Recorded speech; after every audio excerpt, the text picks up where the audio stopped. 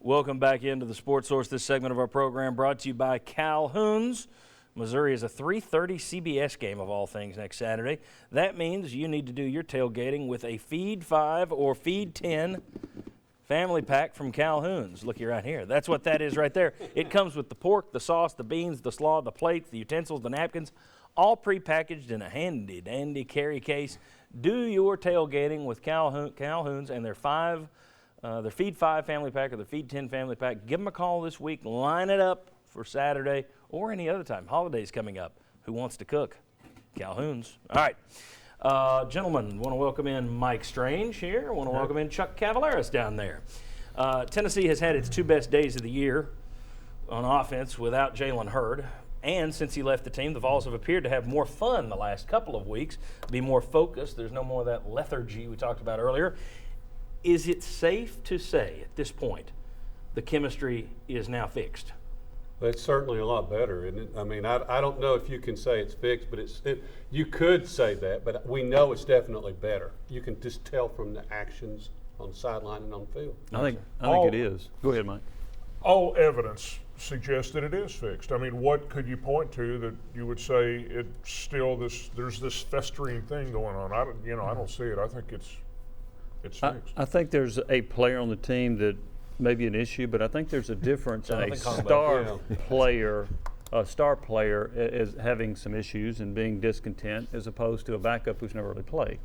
So I think that Kongbo's unhappiness cannot infiltrate this team and cause the negative reaction that Hurd's did. Well, Hurd was by their choice, apparently not by his, but by theirs, he was your bell cow back. And when your bell cow back doesn't want to be your bell cow back, that can lead to issues. Your offensive line doesn't want to block for the guy. They'd rather block for John Kelly. Your thoughts? Chemistry, is it safe to say? We wondered, is it going to improve? Tennessee Tech, it's like it looks better, but you're playing a lesser team. Kentucky's not the greatest team in the league, but still, it's 2 games now. They're not the greatest team in the league, but Appalachian State wasn't the greatest team in the league. Ohio wasn't the greatest team in the league. So I think, and it just goes to show you when too much emphasis on a team is put in one player, it can rankle out like that. Is that the proper use of the word rankle? No, but it'll work. Okay, thank you very much. But, and you see it from other teams. You see it in the NFL. You've seen it a few times in college. But this is the first time I can ever remember a player of his stature leaving his team before the season was over. I'm sure there is one, but I cannot think of another player. So that tells you something about where he stood. 2 things, and it's really one thing. But Jalen Hurd should have known all along there is no I in team, and there's certainly no I in Tennessee's offense. Get it? Very Get good, it? John. Formation. Thank you. Okay, here we go. Next part of this, UT rang up 684 yards at Texas A&M, 599 yards versus Kentucky without Jalen Hurd, leaning on Alvin Kamara and John Kelly. Let me show you some stats right here if we've got these. There it is. You see the rushing attempts, 122 for Hurd, 74 for Kamara, 56 for Kelly in basically 3 games of work. And look at the yardage numbers. Here's my question. How big of a concern is it that the coaches didn't utilize all 3 of those guys? I mean, you could we showed last week, you could have used Hurd in other ways. Don't change him from a running back, but motion him out, use him in different things. Bring these other guys in. How big of a concern is it that you have a guy like John Kelly sitting over there that they weren't using? Oh, I think the concern to me is not only what he could have done to possibly help you, but that your coaches don't recognize everything that they have. That's going to be a concern that carries over. But yeah, I think it's concerning that you had a guy of his talent who was, think how many people even knew when number 4 first came on the field who he even was? I would say the number was pretty big. I cut the coaches a little bit of slack here, at least on Kelly.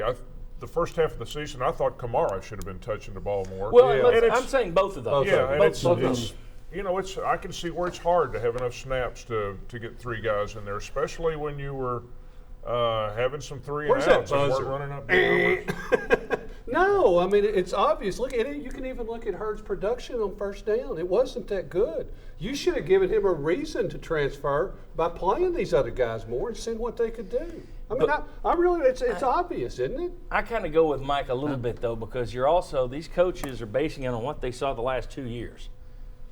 Nobody, again, no one complained about Jalen Hurd the last 2 years when he's going for 1,300 yards. So they've got that in their head. They know how this offense is supposed to work. But my view would be, you've got the pieces, get more of them on the field at the same time.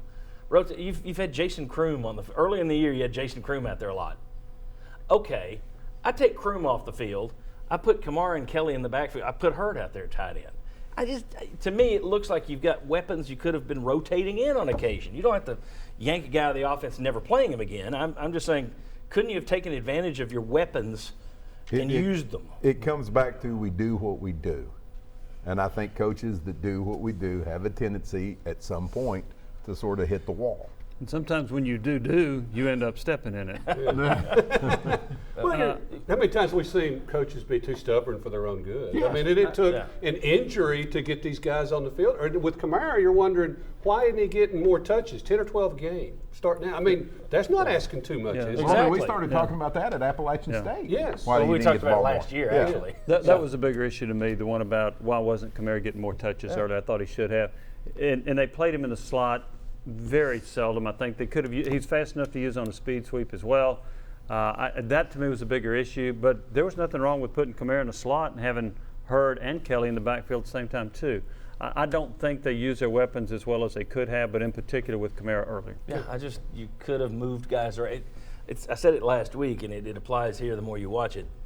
It's like a kid on Christmas morning who's got 900 toys, and he says, "Nope, I'm just playing with the fire truck." But we got you all the Star Wars toys, and we got you this football game. Nope, fire truck. Okay, whatever you say. To me, that's a concern moving forward. Utilizing your talent, spotting your talent, and finding ways to get it on the field and use it. Because you're not talking about, if you're talking about a guy that's going to have to redshirt, okay, I understand that. John Kelly wasn't going to redshirt this year, so what were you doing? Why was he not being used to greater advantage, and why was Alvin Kamara not being used to greater advantage? All right, when we come back, we are still going to talk about Bob Shoop a little later. There won't be a lot of praise in that segment, but in the next segment, praise for 3 different balls. 2 for showing incredible heart. 1, are we appreciating his marvelous play as much as we should? We'll tell you who the 3 are when we come back.